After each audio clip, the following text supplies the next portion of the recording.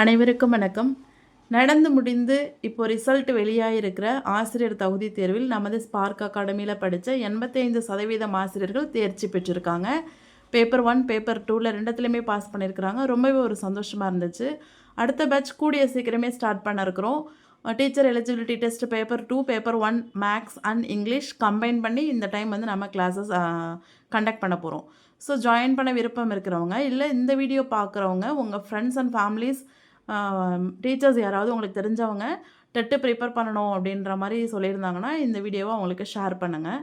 நம்ம spark academy சேனல்லையே ஆசிரியர் தகுதி தேர்வு மேக்ஸுக்கும் இங்கிலீஷ்க்கும் தனி பிளேலிஸ்ட் நாம் வந்து போட்டிருக்கோம். அதில் ப்ரீவியஸ் இயர் கொஷின் பேப்பர் எல்லாமே நாம் வந்து சால்வ் பண்ணி வித் ஆன்சர்ஸோட கொடுத்துருக்குறோம்.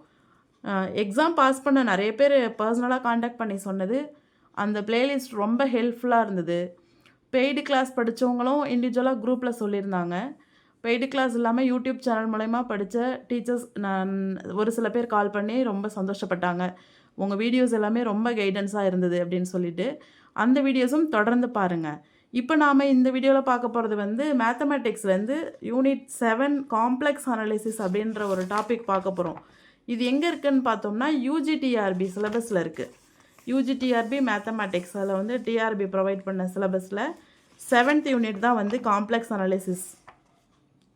ஸோ இப்போ பார்த்தோம்னா இந்த வருஷம் டிஆர்பி வந்து ஆனுவல் பிளானர் ரிலீஸ் பண்ணியிருக்கிறாங்க. அதில் பார்த்தோம்னா மார்ச் வந்து யூஜிடிஆர்பி கால்ஃபர் பண்ணுறாங்க இல்லைங்களா. ஜூலையில் எக்ஸாம் கண்டக்ட் பண்ணுற மாதிரி. நீங்களே இப்போ ப்ரீவியஸ் இயர்ஸ்லாம் பார்த்துட்ருப்பீங்க. யூஜிடிஆர்பியும் சரி பிஜிடிஆர்பியும் சரி எக்ஸாம் கண்டக்ட் பண்ணி ரிசல்ட் ரிலீஸ் பண்ணிவிட்டு உடனே கவுன்சிலிங் ஏற்பாடு பண்ணி அப்பாயின்மெண்ட் போட்டுட்ருக்காங்க. ஸோ கண்டிப்பாக ஜூலையில் நடக்க போகிற எக்ஸாமில் நீங்களும் கண்டிப்பாக படித்து நல்ல ஸ்கோர் பண்ணணும். மினிமம் ஸ்கோர் பண்ணவே கூடாது. டாப் மோஸ்ட் ஸ்கோர் பண்ணி கண்டிப்பாக ஜாப் போயிடணும் அப்படின்ற ஒரு எய்ம் வச்சுட்டு இப்போலேருந்தே ப்ரிப்பேர் பண்ணுங்கள். லாஸ்ட் மினிட்ல போய் தடுமாறிட்டு ப்ரெஷர் ஆகிட்டு இருக்கவே கூடாது. இப்போலேருந்தே ப்ரிப்பரேஷன் ஸ்டார்ட் பண்ணிடணும். நமக்கு மேக்ஸை பொறுத்த வரைக்கும் 10 யூனிட்ஸ் இருக்குது. According to the syllabus 10 units இருக்குது. அந்த 10 யூனிட்ஸில் நீங்கள் மினிமம் ஒரு 8 யூனிட்டாவது நல்லா தரவு பண்ணிக்கிட்டோம்னா சூப்பராக அடிச்சிடலாம். 10 யூனிட்டுமே படிச்சுக்கணும். 8 யூனிட் வந்து தரவாக படிச்சுக்கணும். என்னென்னு பார்த்தோன்னா அல்ஜிப்ரா ட்ரிக்னோமெட்ரி யூனிட் 1ல் இருக்குது. Differential calculus, integral calculus, analytical geometry அது யூனிட் 2ல் இருக்குது. Differential equations, Laplace transformations unit 3ல் இருக்குது. Vector calculus, Fourier series, Fourier transforms வந்து யூனிட் 4ல் இருக்குது. யூனிட் 5 பார்த்தோம்னா அல்ஜிப்ரிக் ஸ்ட்ரக்சர்ஸ் இருக்குது. யூனிட் 6 ரியல் அனாலிசிஸ் இருக்குது. யூனிட் 7 காம்ப்ளெக்ஸ் அனாலிசிஸ் இருக்குது. யூனிட் 8 மெக்கானிக்ஸ் இருக்குது. யூனிட் 9 ஓஆர் இருக்குது, ஆப்ரேஷன் ரிசர்ச். 10 வந்து ஸ்டாட்டிஸ்டிக்ஸ் ப்ராபபிலிட்டி இருக்குது. ஸோ இந்த 10 யூனிட்டில் இப்போ நம்ம பார்க்க போகிறது காம்ப்ளெக்ஸ் அனாலிசிஸ் தான் பார்க்க போகிறோம். காம்ப்ளெக்ஸ் அனாலிசிஸ்னு பார்த்தோம்னா அதையும் நம்ம வந்து அதுலேயும் சப்டாபிக்ஸ் நிறைய கொடுத்துருக்காங்கல்ல. Algebra of complex numbers, function of complex variable, mapping, limit, theorem on limit, continuity, differentiability, Cauchy Riemann equations, analytic function, harmonic function, conformal mapping, Mobius transformation, elementary transformation, bilinear transformation, cross ratio, fixed points of bilinear transformations, special bilinear transformation, contours, contour integral, anti derivatives, Cauchy Goursat theorem, power series, complex integration, Cauchy's theorem, Morera theorem, Cauchy integral formula, Liouville theorem, maximum modulus principle, ஷெவாஸ் lemma, Taylor series, Laurent series, calculus of residues, residue theorem, evaluation of integrals, definite integral of trigonometric function, argument principle and Rouche theorem. So இது எல்லாமே வந்து காம்ப்ளெக்ஸில் இருக்கிற subtopics. Topics நிறையா தான் இருக்கும். ஒன்று theorems தான். தியரம் பேஸ் பண்ணி ரிசல்ட்டு ஸ்டேட்மெண்ட் இருக்கும். தியரம்ஸும் நமக்கு மேக்ஸிமம் கவர் பண்ணுவாங்க. அப்புறம் சம்ஸும் கொஞ்சம் கொஞ்சம் இருக்கும். ஸோ இப்போ இதில் நம்ம ஃபஸ்ட்டு டாபிக் எடுத்துக்கிட்டோம்னா அல்ஜிப்ரா ஆஃப் காம்ப்ளெக்ஸ் நம்பர்ஸ் இருக்கா. அந்த அல்ஜிப்ரா ஆஃப் காம்ப்ளெக்ஸ் நம்பர்ஸ் தான் இந்த வீடியோவில் பார்க்க போகிறோம். இப்போ இதுலேயே நிறையா சின்ன சின்ன டாபிக் இருக்குது. அல்ஜிப்ரா ஆஃப் காம்ப்ளெக்ஸ் நம்பர்ஸ்ன்றது பேசிக். நமக்கு வந்து ஆனா ஏபிசிடி 1 2 3 4 படிக்கிற மாதிரி பேசிக் தான். அது காம்ப்ளெக்ஸோட பேசிக். இது இன்ட்ரடக்ஷன்லேருந்து இருக்குது பாருங்கள். சப் டாபிக்ஸ் வந்து இந்த அல்ஜிப்ரா ஆஃப் காம்ப்ளெக்ஸ் நம்பர்ஸே வந்து 20 டாப்பிக்காக வச்சுருக்குறோம். இது அப்படியே பேஸ் பண்ணிட்டிங்கன்னா இதுலேருந்தே நமக்கு வந்து 5 மார்க்ஸ் வரும் காம்ப்ளெக்ஸில்.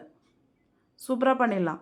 இதை வச்சு தியரம்ஸில் வந்து கொஷின்ஸ் வரும்போது கூட இந்த பேசிக்கில் இருக்கிற நமக்கு ஒரு சில ஐடியாஸ் தேவைப்படும். இந்த இடத்துல கான்ஜுகேட் தேவைப்படும், கான்ஜுகேட் மல்டிப்ளிகேஷன் தேவைப்படும், நிறைய இதுலேருந்து நமக்கு அங்கே தேவைப்படும். மாடுலஸ் எடுக்கிறது எப்படின்றதெல்லாம் நம்ம இதில் தான் படிக்கணும். ஸோ பேசிக் வந்து எப்போவுமே எப்படி இருக்கணும், ஸ்ட்ராங்காக இருக்கணும். ஸோ இப்போ அல்ஜிப்ரா ஆஃப் காம்ப்ளெக்ஸ் நம்பர்ஸ் அப்படின்றதுல இன்ட்ரடக்ஷன் பார்க்குறோம், பவர்ஸ் ஆஃப் இமேஜினரி யூனிட் ஐ பார்க்குறோம், காம்ப்ளெக்ஸ் நம்பர் ரெக்டாங்குலர் ஃபார்ம் எப்படி இருக்கும், ஆர்கன் பிளானில் எப்படி எழுதுவோம், அல்ஜிப்ரிக் ஆப்ரேஷன்ஸ் காம்ப்ளெக்ஸ் நம்பர்ஸில் எப்படி செய்வோம், basic algebraic properties of complex numbers என்னென்ன, conjugate of a complex number எப்படி எழுதுவோம், அதை ஜியோமெட்ரிக்கல் ரெப்ரசன்டேஷன் எப்படி பண்ணுவோம், காம்ப்ளெக்ஸ் கான்ஜுகேட்டோட ப்ராப்பர்ட்டிஸ் என்னென்ன, மாடுலஸ் எப்படி எடுக்கிறது, ப்ராப்பர்ட்டிஸ் ஆஃப் மாடுலஸ் என்ன, ஸ்கொயர் ரூட் எப்படி பார்க்குறது, locus of a complex numbers என்ன, equation of form of a circle, காம்ப்ளெக்ஸ் நம்பர்ஸில் வந்து சர்க்கிளோட ஈக்குவேஷன் கவர் ஆகிடுது, polar and Euler form of a complex number இது வர முடியுது, ப்ராப்பர்ட்டிஸ் ஆஃப் போலார் வருது, டிமோவைட் தேரம் வருது, nth ரூட் ஆஃப் யூனிட்டி எல்லாமே வருது. ஸோ தலைப்புன்னு பார்க்கும்போது நிறையா இருக்கிற மாதிரி தெரியும். ஒரு தலைப்பு வரையாக பார்த்துட்டோன்னா நம்ம அப்படியே நமக்கு ஒரு மிரர் கிளியராக இருக்கும். எல்லாமே டக்கு டக்கு டக்குன்னு நம்ம என்ன செஞ்சிடலாம், கிளியராக கொஷினை படித்ததுமே இது காம்ப்ளெக்ஸ் அனலைசிஸ் தான் அப்படின்னு டக்குன்னு நம்ம என்ன செஞ்சிடலாம், கண்டுபிடிச்சிடலாம். ஸோ ஃபஸ்ட்டு இன்ட்ரடக்ஷன்லேருந்து நம்ம ஆரம்பிக்கலாம். Algebra of complex numbers were developed by the Italian mathematician Raffaele Bombelli. Raffaele Bombelli அப்படின்ற ஒரு இத்தாலிய கணித மேதை தான் வந்து கலப்பெண்கள் மீதான இயற்கணிதம் அப்படின்ற அந்த அல்ஜிப்ரா ஆஃப் காம்ப்ளெக்ஸ் நம்பர்ஸ் அப்படின்ற ஒரு கான்செப்டை வந்து கொண்டு வராரு. இப்போ சாதாரண எண்கள் வேரியபிளை வச்சு நாம் இயற்கணித செயல்பாடுகள் செஞ்சிட்ருக்கோம். அப்போ காம்ப்ளெக்ஸ் நம்பர்ஸில் எப்படி அந்த இயற்கணித செயல்பாடுகளை செய்கிறது அப்படின்ற மாதிரி ஒரு ஆராய்ச்சி செஞ்சு அவர் தான் ரஃபேல் நடாலி அப்படின்றவர் தான் அதை வந்து டெவலப் பண்ணுறாரு. அவர் இது மட்டும் இல்லாமல் நிறைய வந்து மேத்தமெட்டிஷியனுக்கு வந்து நிறைய மேத்தமெட்டிக்ஸில் நிறைய செஞ்சுருக்கிறாரு. அதனால் அவரோட பேரை ஹானர் பண்ணுற விதமாக நிலவில் இருக்கிற ஒரு குழிக்கு பாம்பெலி குழி அப்படின்னு பேர் வச்சுருக்குறாங்க. In honour a moon crater was named Bombelli அப்படின்னு வச்சுருக்குறாங்க. ஸ்கொயர் ரூட் ஆஃப் -1 வந்து நாம் பார்க்க போகிறோம். இப்போ பொதுவாக நம்மக்கிட்ட வந்து நம்பர்ஸ் இருக்குது. நமக்கு வந்து இயல் எண்கள் தெரியும், முழு எண்கள் தெரியும், முழுக்கள் தெரியும், விகிதமுறு எண்கள் தெரியும், விகிதமுறா எண்கள் தெரியும், ரேஷனல் இர்ரேஷனல் நம்பர்ஸ் வரைக்கும் நமக்கு தெரியும். அது வரைக்குமே நாம் வந்து அடிப்படை கணித செயல்பாடுகள் எல்லாமே நாம் செஞ்சுட்டு தான் இருக்கோம். இப்போ காம்ப்ளெக்ஸ் அப்படின்றது எப்போ நமக்கு தேவைப்படுது அப்படின்னு பார்த்தோன்னா, ஒரு நெகட்டிவ் ரூட் கண்டுபிடிக்கும்போது தான் நமக்கு வந்து காம்ப்ளெக்ஸ் அப்படின்றது ஒன்று தேவைப்படுது.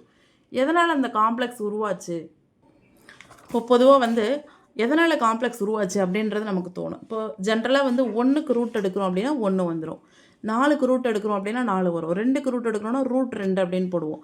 இப்போ வந்து நமக்கு ரூட் ஆஃப் -1ன்னு இருக்கும், ரூட்டாகவும் இருக்குது மைனஸாகவும் இருக்குது. இதை நம்ம எப்படி நம்ம ஆன்சர் கண்டுபிடிக்க முடியும்? இதை மாதிரி ஒரு நெகட்டிவ் ஸ்கொயர் ரூட் வரும்பொழுது தான் நம்ம வந்து அதை என்ன செய்ய போகிறோம், beyond that natural whole number, integers, rational நம்பர்ஸ்லாம் தாண்டி நமக்கு காம்ப்ளெக்ஸ் நம்பர்ஸ் அப்படின்ற ஒன்று அங்கே தான் தேவைப்படுது. எதுக்காகனா to denote the negative square root. அந்த நெகட்டிவ் ஸ்கொயர் ரூட் ஆஃப் -1 அப்படின்றத ஐ அப்படின்னு சொல்லி நாம் வந்து டினோட் பண்ணுறோம். ஸோ இங்கே ரியல் நம்பர் சிஸ்டத்தை தாண்டி இருக்கிறது தான் காம்ப்ளெக்ஸ் நம்பர் சிஸ்டம். அதனால் காம்ப்ளெக்ஸ் நம்பர் சிஸ்டம் வந்து ரியல் நம்பர் சிஸ்டத்தோட எக்ஸ்டென்ஷன் அப்படின்னு நாம் வந்து சொல்லலாம். இதில் நமக்கு ஆன்சர் கண்டுபிடிக்க முடியாது வந்துன்னு பார்த்தோன்னா நெகட்டிவ் ஸ்கொயர் ரூட்டுக்கு நம்ம ரியல் நம்பர் சிஸ்டத்தில் ஆன்சர் கண்டுபிடிக்க முடியல. ஸோ அப்போ நமக்கு புதுசாக ஒன்று உருவாகுது, அதுதான் வந்து complex number system. Next square root of -1, அதாவது root of -1 is denoted by i. இதை தான் நம்ம வந்து ஐ அப்படின்னு டினோட் பண்ணுறோம். ஓகேவா? ஸ்கொயர் ரூட் ஆஃப் -1 = ஐன்னு வரும். அந்த ஐயை ஸ்கொயர் பண்ணும்பொழுது என்ன ஆகிடும், இப்போ ஸ்கொயர் பண்ணோம்னா ஸ்கொயரும் ரூட்டை கேன்சல் ஆகிடும், அப்போ -1 வரும். I² = -1. So powers of imaginary unit, இந்த ஐ அப்படின்றதே நம்ம இமேஜினரி யூனிட்டாக தான் நம்ம வந்து சொல்கிறோம். ஸோ அந்த இமேஜினரி யூனிட்டோட பவர்ஸ் என்னென்ன இருக்கும், I⁻0ன்னு போடுவோமா ஃபஸ்ட்டு. I⁻0னா 1 அதோட வேல்யூ, I⁻1 அப்படின்னா ஐ தான், I² அப்படின்னா-1. ஸோ நம்ம I² எப்படி எழுதுவோம், ஐ அப்படின்னாலே ரூட் ஆஃப் -1 தான் ஐ இல்லையா? அப்போது ஹோல் த ஸ்கொயர்ட் இதான் ஐ வேல்யூ, அதை ஸ்கொயர் பண்ணுறோம். ஸ்கொயர் பண்ணும்பொழுது என்ன ஆகிடுது, நமக்கு ஸ்கொயர் ரூட் கேன்சல் ஆகிடுது. அப்போது -1 கிடைக்குது. அப்போது ஐ ஸ்கொயர்டு ஈக்குவல் டு -1 அதான் இங்கே கொடுத்துருக்குறாங்க. அடுத்தது ஐ க்யூப். ஐ க்யூப்னா அதை எப்படி எழுதலாம்? ஐ ஸ்கொயர்டு என்று ஐன்னு எழுதலாமா? இப்போ தானே நம்ம ஐ ஸ்கொயர்ட் வேல்யூ கண்டுபிடிச்சோம். -1 இன்ட்டு ஐ. -1 இன்ட்டு ஐ என்ன வரும்? -i வரும். So i cube equal to என்ன கிடைக்குது? -i கிடைக்குது. Next i power 4. I power 4னா எப்படி எழுதலாம்? ஐ ஸ்கொயர்டு இன்ட்டு ஐ ஸ்கொயர்டுன்னு எழுதலாமா? ஐ ஸ்கொயர்டுக்கு இங்கே வேல்யூ கண்டுபிடிச்சிருக்கிறோமா? -1 into -1 minus into minus plus 1 into 1 1. So i power 4 வந்து என்ன கிடைக்குது? நமக்கு 1 கிடைக்குது. ஃபஸ்ட்டு ஐ பவர் 1 நமக்கு என்ன கிடச்சிருக்கு? 1 கிடச்சிருக்கு, ஐ கிடச்சிருக்கு. ஓகேவா? ஸோ நம்ம இதுக்கு மேலே ஐக்கு எந்த பவர் வச்சுக்கிட்டாலும், i power 50, i power 40, i power 5, i power 8, i power 17, whatever the power, ஐக்கு எந்த பவர் வச்சாலும் இந்த 4 வேல்யூஸ் தான் வரும். வந்தால் ஐ வரும், இல்லைனா -1 வரும், இல்லைனா -i வரும், இல்லைனா 1 வரும். இந்த 4 வேல்யூஸ் மட்டும்தான் என்ன செய்யும்? வரும். இது வந்து ஒரு இமேஜினரி பார்ட், ஐ பவர்ஸோட ஒரு ஸ்பெஷாலிட்டி இது. இது நோட் பண்ணிக்கோங்க. ஓகேவா? ஐ power 1 I, I squared -1, i cube -i, i power 4 1. ஐக்கு எந்த பவர் கொடுத்தாலுமே, ஒரு எக்ஸாம்லேயும் கேட்டிருக்கிறாங்க, அந்த சம் இப்போ பார்க்கலாம். எந்த பவர் கொடுத்தாலுமே இந்த 4 வேல்யூஸ்க்குள்ளே தான் வரும். ஓகே, இப்போ அடுத்து நமக்கு என்ன கொடுத்துருக்குறாங்கன்னா மைனஸ் பவர்ஸ் கொடுத்துருக்குறாங்க. ஐ பவர் -1 அப்படின்னா அதை நம்ம எப்படி எழுதுவோம்? 1/i அப்படின்னு எழுதுவோம். அப்போது ரெண்டு மேலேயும் கீழே ஐயால் மல்டிபிள் பண்ணுறோம். ஐ இன்ட் ஐ ஸ்கொயர்ட். ஐ ஸ்கொயர்னால் நமக்கு ஆட்டோமேட்டிக்காக தெரியும் -1. அப்போது -iன்னு வந்துடுது. அடுத்தது ஐ பவர் -ஸ்கொயர்னா -1. ஐ பவர் -3 அப்படின்னா ப்ளஸ் ஐ பவர் -4 அப்படின்னா 1. ஸோ இதில் நமக்கு என்ன தெரியுது? ஐ பவர் -4னாலும் ஐ பவர் 4னாலும் 1 தான், ஈக்குவல் டு வந்துடுச்சா? அதே மாதிரி இங்கே பாருங்கள், ஐ பவர் -ஸ்கொயர்டுனாலும் -1 தான், ஐ பவர் ஸ்கொயர்டுனாலும் என்ன தான்? -1 தான். ஓகேவா? ஸோ இந்த பவர்ஸ்லாம் நமக்கு தெரிஞ்சாதான் அப்கமிங் சம்ஸ் வந்து நம்ம ஈஸியாக சால்வ் பண்ண முடியும். ஐ power n has only 4 possible values. இப்போ சொன்ன பார்த்தீங்களா? அதான் இது. ஐ power n has only 4 possible values. அதுதான் நாம் இப்போ பார்த்தது. ஐ பவர் 1னா i square -1, i cube -i, i power 4 1. இப்போ இந்த 4 வேல்யூஸ் தான் 4 possible values. when n divided by 4, leave the remainders 0 1 2 3. n அப்படின்றது ஐ பவர் n, பவரில் என்ன நம்பர் வருதோ அதான் n. ஓகேவா? அதை வந்து 4ஆல் டிவைட் பண்ணிடணும். எப்போவுமே பவரில் என்ன இருந்தாலும் அதை என்ன செய்யணும்? Divided by 4. இப்போ வந்து ஃபார் எக்ஸாம்பிள் ஐ பவர் 9 இருக்குன்னு வச்சுப்போம். அதாவது ஐ பவர் என்னன்னு படித்தோம் இல்லையா? அந்த n பிளேஸில் என்ன இருக்குது? 9 இருக்குது. இந்த 9 என்ன செய்யணும்? 4ஆல் டிவைட் பண்ணிடணும். இப்போது 9 4ஆல் டிவைட் பண்ணோம்னா நம்ம என்ன பண்ணுவோம்? 2 நாள் 8, ரிமைண்டர் நமக்கு என்ன வரும்? 1 வரும். 4ஆல் டிவைட் பண்ணுறோம், 2 4s are 8, ரிமைண்டர் 1 வரும். ஓகேவா? ஸோ அந்த எண்ணை வந்து 4ஆல் டிவைட் பண்ணும்பொழுது ரிமைண்டர்ஸ் கிடைக்குதான். என்ன? 0 கிடைக்கலாம், 1 கிடைக்கலாம், 2 கிடைக்கலாம், 3 கிடைக்கலாம். ஸோ இந்த மாதிரி ரிமைண்டர்ஸ் கிடைக்கும். இந்த ரிமைண்டர்ஸை வச்சு தான் ஐ வேல்யூவை நம்ம எழுதுவோம். So n is divided by 4, leave the reminders 0 1 2 3. இப்போ நாம் எக்ஸாம்பிளாக எடுத்துக்கிட்டது ஐ பவர் 9. அதை வந்து 4ஆல் டிவைட் பண்ணும்போது நமக்கு என்ன ரிமைண்டர் கிடச்சிது? 1 கிடச்சிது. ஓகேவா? when the integer n less than or equal to -4, first இது. ஓகேவா? Or n greater than or equal to 4. ரெண்டு கண்டிஷன் கொடுக்குறாங்க. ஒன்று n less than or equal to -4 or n greater than or equal to 4.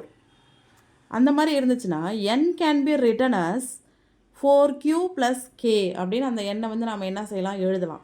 அப்போது கேன்றது எப்படி இருக்கும்? Less than 4, greater than or equal to 0. 0 விட பெருசாக இருக்கும், 4 விட சின்னதாக இருக்கும் கேன்றது, விச் இஸ் ரிமைண்டர். இங்கே படித்தோம்ல, ரிமைண்டர்ஸ் வந்து எப்படி இருக்கும்? 0, 1, 2, 3 இருக்கும். அதான் இங்கே கொடுத்துருக்குறாங்க. 0வாக இருக்கலாம், 0வை விட பெருசாக இருக்கலாம். 1, 2, 3, 4 விட சின்னதாக இருக்கும். அதான் இந்த ரிமைண்டர்ஸ் தான் கே.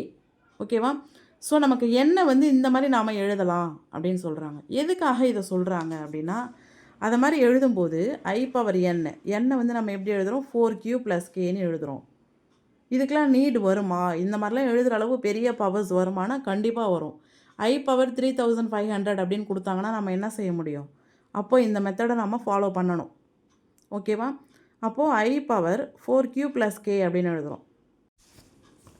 ஸோ அவங்க கொடுத்துருக்க 2 condition n less than or equal to -4, n greater than or equal to 4. Less than or equal to -4னால் என்ன பண்ணலாம்? -5, -6, -7, -4 and so on up to எந்த வேல்யூனாலும் இருக்கலாம்.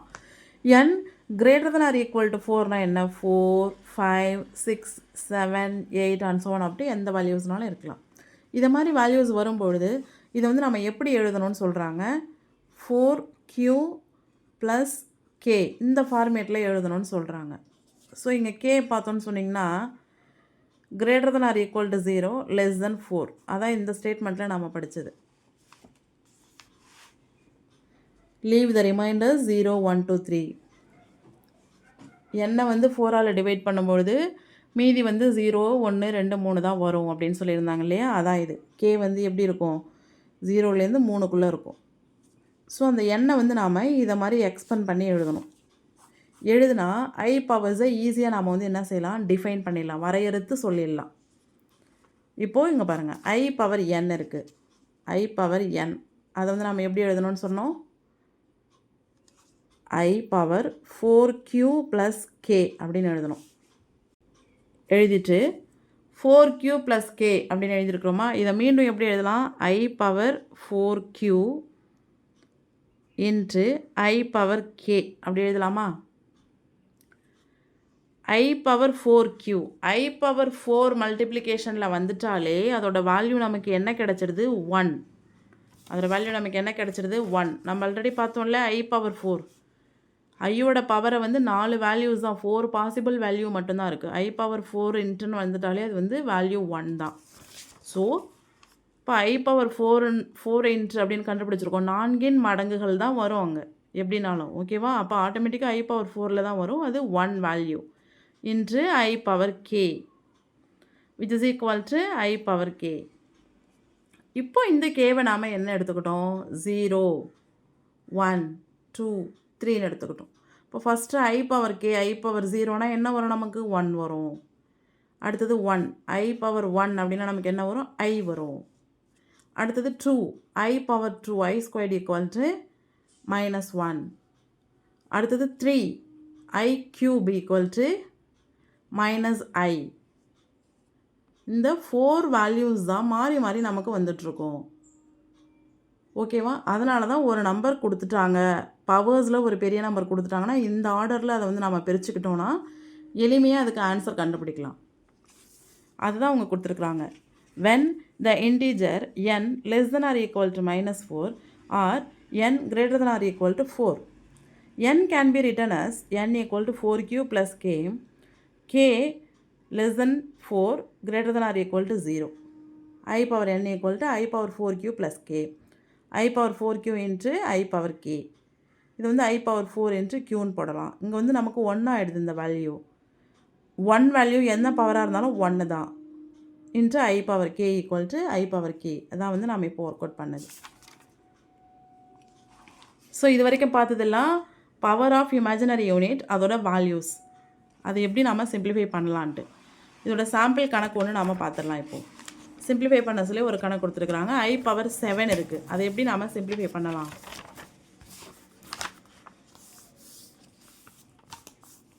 ஸோ I பவர் 7 இப்போது இது எந்த ஃபார்மேட்டில் இருக்குது? I பவர் n ஃபார்மேட்டில் இருக்குது. அப்போ நமக்கு n பிளேஸில் என்ன இருக்குது? 7 இருக்குது. அதை நம்ம எப்படி எழுதுவோம்? 4Q + K. நாம் படித்த ரிசல்ட் படி n divided by 4 gives the reminders 0, 1, 2, 3. n வேல்யூவை 4ஆல் வகுக்கும் போது ஒரு 4 4, மீதி 3, மீதி வந்து என்னென்ன வருது 0வோ 1ஓ 2ஓ 3ஓ வரும் அப்படின்னு சொல்கிறாங்க. நமக்கு இங்கே மீதி வந்து 3 வந்திருக்கு. ஸோ நம்ம வந்து இது எப்படி எழுதலாம் அப்படின்னு பார்த்தோன்னா, இதுதான் வந்து Q, இது K. ஸோ நாம் இப்போ எப்படி எழுதலாம் அப்படின்னா I⁻7 equal to I⁻4Q plus K மெத்தடில் எழுதுவோமா? I⁻4, Q வந்து 1 தான், அப்போ 4 போட்டுக்கலாம், 4 1 4 தான், ப்ளஸ் K வந்து 3. இதை மீண்டும் எப்படி எழுதலாம்? I⁻4 இன்ட்டு I⁻3 எழுதுவோம். I⁻4 வேல்யூ என்ன? 1 into I⁻3. So 1 into I³ தான். I³ வேல்யூ என்ன? -I. அப்போது I⁻7க்கு என்ன வேல்யூ? -Iன்றது தான் வேல்யூ.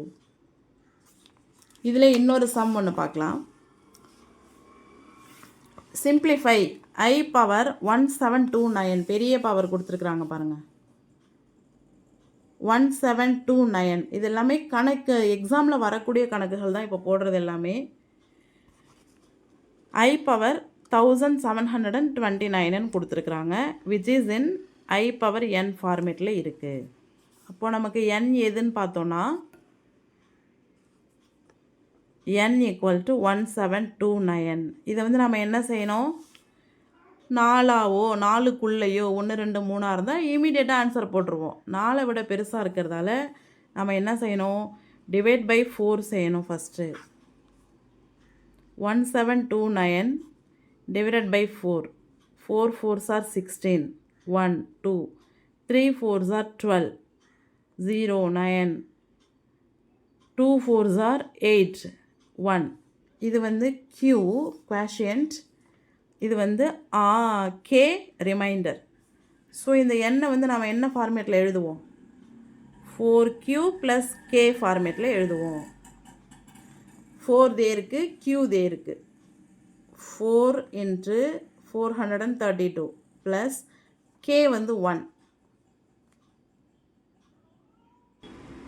ஸோ இதுதான் வந்து 4Q ப்ளஸ் K ஃபார்மேட்டு. இது n, ஓகேவா? இப்போ வந்து I⁻n which is equal to I⁻1729. இந்த 1729 நம்ம வந்து இப்படி எழுதுவோம், 4Q ப்ளஸ் K என்ற ஃபார்மேட்டில் எழுதுவோம். அதாவது I⁻4Q ப்ளஸ் K. இப்போ இது எப்படி சிம்பிளிஃபை ஆகும்? I⁻4Q தனியாக இருக்கும் into I⁻1. I⁻4 whole power 432 into I⁻1. I⁻4ஓட வேல்யூவே நமக்கு 1 தான். 1 பவர் 432 இன்ட்டு I⁻1. 1 பவர் 432னாலும் 1 தான், இன்ட்டு I⁻1னா I தான். அப்போ 1 இன்ட்டு I. ஆன்சர் வந்து ரொம்ப ரொம்ப சிம்பிளஸ்ட் ஆன்சர் பாருங்கள். ஆனால் கொடுக்கப்பட்ட நம்பர் I⁻1729 பெரிய பவர் கொடுத்தாங்க. அதுக்கு ஆன்சர் வந்து I. என்ன மெத்தடில் நம்ம கண்டுபிடிக்க முடிஞ்சது? அதை 4 மல்டிபிள்ஸை நாம் வந்து டிவைட் பண்ணி தான் இந்த ஃபார்மேட்டில் போட்டதால் நம்ம ஈஸியாக கண்டுபிடிக்க முடிஞ்சது. ஸோ I பவர்ஸ் கொடுத்தாங்கன்னா நம்ம இதை மாதிரி டிஃபைன் பண்ணி what ever the power 4 value தான் அது வருமே, 4 பாசிபிள் வேல்யூஸ் மட்டும்தான் ஐக்கு வந்து உண்டு. ஸோ அந்த 4 வேல்யூஸில் ஒரு வேல்யூ நம்ம வந்து சிம்பிளிஃபை பண்ணி கொண்டு வரணும். அடுத்த கணக்கு ஒன்று கொடுத்துருக்குறாங்க, அதுவும் பவர்ஸ் ஆஃப் ஐயில் பார்த்துடலாம்.